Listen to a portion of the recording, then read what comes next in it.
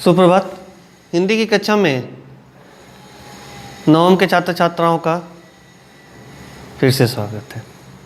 जैसा कि आप लोग जानते हैं कि पिछले दिन हम लोगों ने दो बैलों की कथा विषय पर चर्चा की थी और मैंने आप लोगों से कहा था कि अगली कक्षा में हम लोग उनके प्रश्नों पर चर्चा करेंगे, यानी प्रश्नोत्तर चर्चा। ठीक है, यानी उन जो प्रश्न पूछे गए अभ्यास में उसका उत्तर क्या होगा। तो पहला ही प्रश्न देखिए आपके किताब में कि कांजी हाउस में कैद पशुओं की हाजिरी क्यों ली जाती होगी। आप एक यहाँ पे अंदाजा लगा सकते हैं कि वहाँ पर क्या किया जा रहा था कि दूसरों के खेतों में घुसकर जो जानवर चरा करते थे या उनके फसलों को बर्बाद करते थे उनको पकड़ कर लाया जाता था और एक उन तरह के जो भी वो फसल नष्ट करने वाले जानवर होते थे उनके लिए एक जगह बनाई गई थी जहाँ उन्हें कैद करके रखा जाता था, उसी को कहते थे कांजी हाउस। तब यहाँ पे प्रश्न पहला ही पूछा गया कि आखिर हाजिरी लेने की आवश्यकता क्यों पड़ी। एक मन में प्रश्न उठ सकता है, तो क्यों? तो देखिए दो कारण थे उनको। तो जैसा कि आप लोगों ने घटनाक्रम में ही देखा कि खाने होने को दिया जाता था नहीं। जब खाने को नहीं दिया जाता था तो हो सकता था कि उसमें कुछ जानवर भूख से बेहाल होकर प्राण त्याग दे या मर जाए, ये देखने के लिए। और दूसरा, जिन घरों में उनको कैद करके रखा जाता था उनकी दीवारें क्या थी, मिट्टी की थी। जैसा कि आप लोगों ने देखा घटनाक्रम में कि हीरा और मोती ने क्या किया था, उन दीवारों को तोड़ दिया था जिससे सारे जानवर भाग गए। तो ये देखने के लिए पशुओं की हाजिरी ली जाती होगी। देखिए इसलिए प्रश्न पूछा है होगी, या नहीं बोला है थी, या है भी नहीं बोला है। तो ये दो मुख्य कारण है। दूसरा प्रश्न है, छोटी बच्ची को बैलों के प्रति प्रेम क्यों उमड़ा है। मैंने व्याख्या क्रम करने के क्रम में, यानी इन पंक्तियों का अर्थ बताने के क्रम में, प्रत्येक पंक्तियों के हम लोगों ने अर्थ पढ़े थे। मैंने कहा भी था कि इस पंक्ति को रेखांकित कर लीजिएगा आप लोग कि उस घटनाक्रम में हम लोगों ने क्या पढ़ा था कि बच्चे की माँ का देहांत हो गया था, यानी जिस माँ ने उसे जन्म दिया था उनका देहांत हो गया था। और सौतेली माँ जो थी, मैंने उन बच्ची के पिता ने क्या किया था, दूसरा विवाह कर लिया था। और सौतेली माँ जो थी बच्ची के ऊपर बहुत अत्याचार करती थी, उसे प्रताड़ित करती थी। तब यहाँ प्रश्न उठता है, तो उसे प्रताड़ित करती थी तब बैलों के प्रति उसके मन में क्यों ममता जगी, क्यों? मैंने आप लोगों को पिछले कक्षा में चर्चा के दौरान कक्षा 8वीं में बताया था कि एक वही व्यक्ति दूसरे व्यक्ति की पीड़ा को समझ सकता है जो उस पीड़ा से गुजरा हो, जो उस दर्द से गुजरा हो। तो यहाँ पर बैलों के साथ भी उसी तरह का आचरण और व्यवहार गया एवं उसके घर के सदस्यों के द्वारा किया जा रहा था। तो यहाँ पर क्या हुआ, क्योंकि वो मालिक नहीं थे, वास्तविक मालिक नहीं थे। वास्तविक मालिक कौन था? जूरी, जो अपने साले को दे दिया था। तो यहाँ पर दोनों की पीड़ा समान थी, दोनों यहाँ पे प्रताड़ित थे। इसीलिए बच्चे के मन में उन बैलों के प्रति प्रेम उमड़ आया, क्योंकि उसने बैलों की उस पीड़ा को आत्मसात कर लिया था। तीसरा प्रश्न है, कहानी में बैलों के माध्यम से कौन कौन से नीति विषयक मूल्य उभर कर आए हैं। बहुत सारे नीति विषयक मूल्य उभर कर आए हैं, बहुत सारे हैं। पहली मित्रता, पहला ले लीजिए। दूसरा ले लीजिए कि गिरे हुए शत्रुओं पर प्रहार नहीं करना चाहिए, औरतों पर हाथ नहीं उठाना चाहिए। तो ऐसे बहुत सारे नीति विषयक मूल्य हैं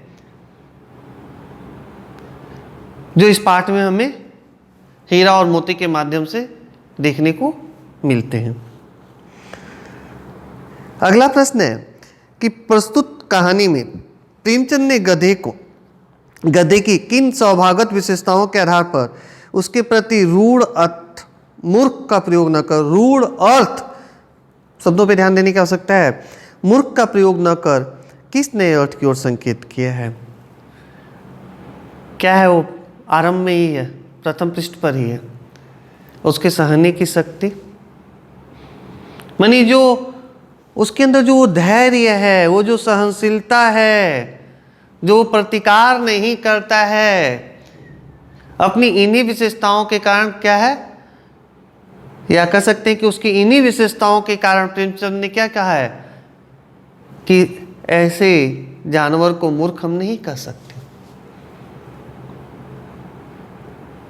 और गधे की इन्हीं विशेषताओं के कारण उन्होंने क्या किया है, उसके लिए एक नए अर्थ की ओर इशारा किया, क्या उसे ऋषि या मुनियों की श्रेणी में ले जाकर रखा है। पांचवा प्रश्न है कि किन घटनाओं से पता चलता है कि हीरा और मोती में गहरी दोस्ती थी। कई घटनाएं हैं ऐसी, एक साथ नाद में मुंह डालना, उठाना, एक खाना बंद कर देता था तो दूसरा भी कर देता था। क्या होता है और भी घटना है, जब मटर के खेत में मोती फंस जाता तो क्या हीरा भाग जाता है? नहीं भागता है। या कांजी हाउस में जब हीरा को मोटी रस्सी में बांध दिया जाता है तो क्या मोती भाग जाता है? नहीं भागता है। या सांड का एक साथ दोनों मिलकर मुकाबला करते हैं। तो ऐसे बहुत सारे घटनाक्रम हैं जिन घटनाक्रमों से पता चलता है कि हीरा और मोती में गहरी मित्रता या दोस्ती थी। आ गया देखिए एक विशेष उनका नैतिक मूल्यों की जो बात कर रहे थे, वहाँ देखिए एक प्रश्न ही आ गया फिर से कि लेकिन औरत जात पर सींग चलाना मना है, यह भूल जाते हो। हीरा के इस कथन के माध्यम से स्त्री के प्रति प्रेमचंद के दृष्टिकोण को स्पष्ट कीजिए। यानी जिस समय प्रेमचंद का साहित्य लेखन का समय था, जिस समय वो साहित्य लेखन का कार्य कर रहे थे, या उससे पूर्व का कह लें, या वर्तमान में भी अगर हम कहें तो कितने ज़्यादा सुधार आया है यह बोल पाना मुश्किल है। हम ये कह सकते हैं कि सुधार की तरफ हम अग्रसर है, लेकिन कितना सुधार आया है, स्त्रियों के प्रति हमारा कितना दृष्टिकोण बदला है, यह अभी भी प्रश्नवाचक चिन्ह के दायरे में ही आता है। तो क्या होता था उस समय, स्त्रियों को समाज में वो महत्व या वो स्थान या आप दर्जा कर सकते, कुछ भी कर सकते हैं, नहीं दिया जाता था जो उन्हें मिलना चाहिए था। प्रेमचंद के जीवन परिचय पढ़ाने के दौरान मैंने आप लोगों को बताया था कि इसी परंपरा और रूढ़ियों को तोड़ने के लिए प्रेमचंद ने क्या किया था, विधवा विवाह किया था। उससे पूर्व आप राजा राम मोहन राय से लेकर दयानंद सरस्वती आर्य समाज वगैरह जो है, इन सब से परिचित हो आप लोग इतिहास के माध्यम से, कि वहाँ भी जो स्त्रियों के पति के देहांत हो जाने के बाद जो एक सती प्रथा चलती थी, उसके विरुद्ध इन्होंने आवाज उठाई थी। तो यहां पर हीरा के माध्यम से प्रेमचंद ने अपने उसी दृष्टिकोण को समाज के सामने अभिव्यक्त किया है कि कभी भी हमें औरतों पर हाथ नहीं उठाना चाहिए, बल्कि पुरुषों के समान उन्हें भी समान अधिकार प्राप्त होना चाहिए। ये चीज हम लोग बार बार भूल जाते हैं कि क्या बिना स्त्रियों के इस पूरे समाज की कल्पना की जा सकती है? कदापि नहीं। फिर क्यों हम उनको उनका अधिकार देना नहीं चाहते, उनको समाज में वो स्थान देना नहीं चाहते जिसकी वो अधिकारी है, जो सम्मान प्रतिष्ठा उन्हें मिलना चाहिए? आज हम जो पुरुष जो उन पर अत्याचार करते हैं, हमारा अस्तित्व किससे है, हमारी उत्पत्ति कैसे हुई, ये सभी विषय सोचने योग्य है।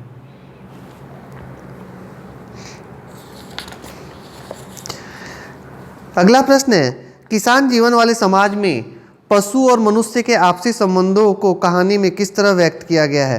पूरे घटनाक्रम से आप लोगों ने देखा होगा कि एक झूरी है जो बैलों के साथ किस तरह का आचरण और व्यवहार करता है, या उन बच्चों को ले लीजिए जो बैलों को जो खिलाते हैं और जो उन्हें खुशियाँ प्राप्त होती है, और दूसरी तरफ गया, भैरव सिंह या वो दड़ियल आदमी वगैरह ले लीजिए। तो लेकिन यहाँ पर प्रेमचंद का उद्देश्य झूरी और हीरा मोती के बीच के जो संबंध को है उसको विशेष रूप से उजागर करना है। अगला प्रश्न है, इतना तो हो ही गया कि 9-10 प्राणियों की जान बच गई, वे सब तो आशीर्वाद देंगे, मोती के इस कथन के आलोक में उसकी विशेषताएं बताई। देखिए, मोती का जो चरित्र है, जो व्यक्तित्व है, वह अत्याचार सहने के बिल्कुल पक्ष में नहीं है। यानी आप हमारे देश को आज़ादी कराने के लिए जो भी आंदोलन चलाए गए हैं और जो भी आंदोलन करता थे, देखिएगा दो समूह था उनका। एक हिंसात्मक मार्ग के माध्यम से आज़ादी के लिए संघर्ष कर रहे थे और दूसरा महात्मा गांधी का जो समूह था वो अहिंसात्मक मार्ग के माध्यम से। तो हीरा की चरित्र पढ़ने के क्रम में आप लोगों ने देखा होगा कि हीरा में बहुत ज़्यादा धैर्य है। मोती उत्तेजित हो जाया करता था बार बार, लेकिन किस लिए? क्योंकि वह अत्याचार या जुल्म को एकदम बर्दाश्त नहीं कर पाता था। ये मोती की बहुत बड़ी विशेषता है। जब हीरा को मोटी रस्सी में बांध दिया जाता है तो किसने दीवार को गिराया? मोती नहीं, और गिराता ही नहीं है, सभी जानवरों को वहां से भगाता है। गधे वहां भी नहीं भागना चाहते तो उनको भी सींगों से खोद खोद कर भगाता है, चलो भागो यहां से।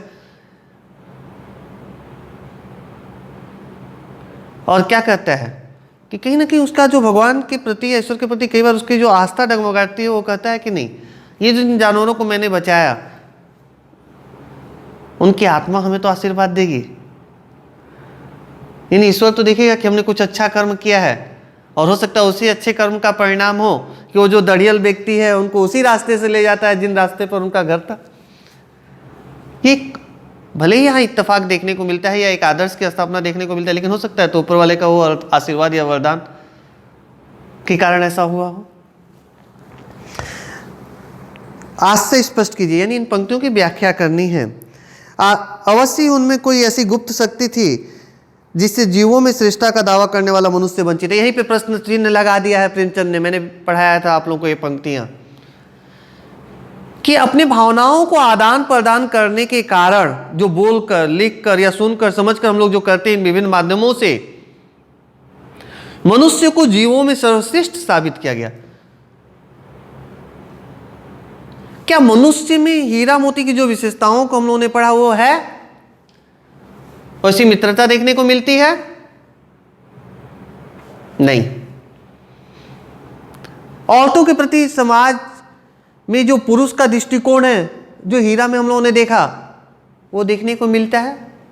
उत्तर मिलेगा नहीं, बहुत कम, या मिलता है उतना नहीं मिलता है, या पूरी तरह से नहीं मिलता है।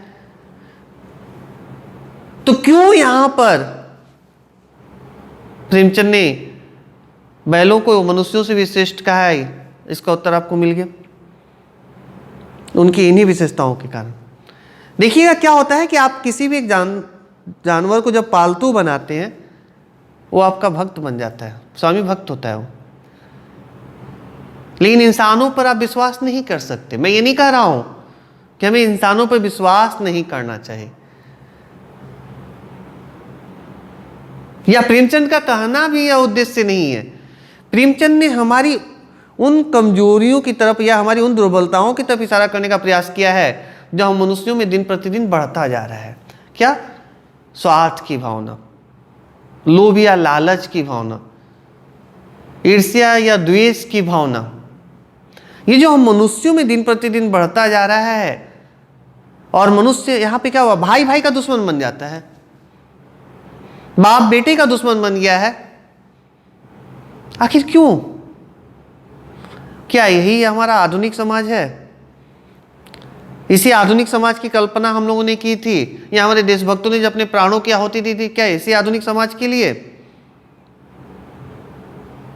यानी मनुष्य जो पथ से भटक गया है या विचलित हो गया है, प्रेमचंद ने इस रचना के माध्यम से मनुष्य को भी सही मार्ग दिखाने का प्रयास किया है। उस एक रोटी से उनकी भूख तो क्या शांत होती, पर दोनों के हृदय को मानो भोजन मिल गया। यानी मैंने पहले ही कहा था कि संतोष से बड़ा कोई सुख नहीं होता। जब तक हमें संतुष्टि नहीं प्राप्त होगी, आपकी तरफ सामने पूरा नाना प्रकार का, माने विभिन्न प्रकार के खाद्य पदार्थ रख दिए जाए, लेकिन जब तक उन खाद्य पदार्थों को देखकर आपको ये संतोष नहीं होगा कि नहीं, मुझे जो खाद्य पदार्थ मिले हैं इतने भी मुझे नहीं चाहिए था, इसमें एक दो मिलने से ही मुझे मेरे लिए पर्याप्त थे, इतनी क्या आवश्यकता क्या थी। तो जब तक आपके पास संतुष्टि नहीं होगी, तब तक यानी क्या होगा, इच्छाओं का दमन करना होगा आपको। तो यहाँ पर क्या है कि देखिए, एक एक रोटी से तो बैलों से जो दिन भर काम कराया जाता था और उनके सामने जो सूखा भूसा डाल दिया जाता था, उस समय लाकर वो जो बच्ची एक एक रोटी खिलाते थे, तो क्या उनसे उनका पेट भरता था? नहीं। इन क्या था, वो जो आत्मीयता, जो अपनापन जो बच्चे उनके प्रति दिखाते थे, इससे उनको संतुष्टि मिलती थी, इससे उनके मन को बहुत ज़्यादा सुकून मिलता था, शांति मिलती थी। देखिए यहाँ पे सही उत्तर के आगे सही का निशान लगाना है। प्रश्न है, गया ने हीरा मोती को दोनों बार सूखा भूसा खाने के लिए दिया क्योंकि 4 विकल्प है यहाँ पर। गया पराये बैलों पर अधिक खर्च नहीं करना चाहता था। दूसरा है, गरीबी के कारण खली और आदि खरीदना उसके बस की बात न थी। गौ है, वह हीरा मोती के व्यवहार से बहुत दुखी था। गौ है, उससे खली आदि सामग्री की जानकारी न थी। तो इसमें सही विकल्प क्या है? आप लोग यहाँ पे एकदम असमंजस की स्थिति में नहीं पढ़ने की आवश्यकता है। विकल्प सही है, गौ वह हीरा मोती के व्यवहार से बहुत दुखी था, क्योंकि जहाँ हीरा मोती को बांधता था वहीं पर पागल में अपने बैलों को, लेकिन वो खली और बाकी जो खली खदी आदि जो है वो देता था खाने के लिए। तो कहीं ना कहीं हीरा और मोती ने जिस तरह का व्यवहार या आचरण उसके साथ किया था, उससे वो बहुत दुखी था। देखिए, रचना और अभिव्यक्ति से 2 प्रश्न है। एक है, हीरा और मोती ने शोषण के खिलाफ आवाज उठाई, लेकिन उसके लिए प्रताड़ना भी सही। हीरा मोती की इस प्रतिक्रिया पर तर्क सहित अपने विचार प्रकट करें। देखिए, जब भी आप गलत के खिलाफ आवाज उठाएंगे तो क्या सभी लोग आपके साथ एक साथ समर्थन में आ जाएंगे? नहीं। या जिसके खिलाफ आप आवाज उठा रहे हैं, क्या वो भी तुरंत आपकी बातों को मान लेगा, आपको शाबाशी देगा, वाहवाही देगा? नहीं, वो प्रतिकार करेगा ही, आपके ऊपर प्रतिघात करेगा ही। उसके लिए हमें तैयार रहना होगा। तो इसीलिए हीरा और मोती ने पराधीनता के खिलाफ जो आवाज उठाई थी, या तो यहाँ हीरा और मोती प्रतीक हैं जिसके माध्यम से प्रेमचंद ने हम भारतवासियों की, यानी उस समय के भारतवासी जो थे, उनकी सुसुप्त भावनाओं को जगाने का प्रयास किया था। क्या आपको लगता है कि यह कहानी आजादी की लड़ाई की ओर भी संकेत करती है? हाँ, क्योंकि इसका केंद्रीय विषय वस्तु जो वही है। यहाँ एकमात्र उद्देश्य प्रेमचंद का बैलों की मित्रता को दिखाना या किसान समाज में बैलों के साथ स्वामी और पशुओं के बीच में जो आत्मीयता है, सिर्फ उसी को दिखाना नहीं है। इसके माध्यम से जो हम लोगों ने पिछले प्रश्न में पढ़ा कि कई नीति विषयक मूल्यों को उन्होंने उभारने का प्रयास किया है। तो ये सारे प्रश्न थे आपके अभ्यास के, जिस पे मैंने आज चर्चा की। आप लोग, मुझे आशा है कि सबके पास कॉपियाँ होंगी, नहीं भी है तो स्कूल से आप लोग वो कॉपी देख सकते हो, पता कर सकते हो खरीद कर। उस कॉपी में ये सारे प्रश्न उत्तर लिख डालो। तब तक के लिए धन्यवाद।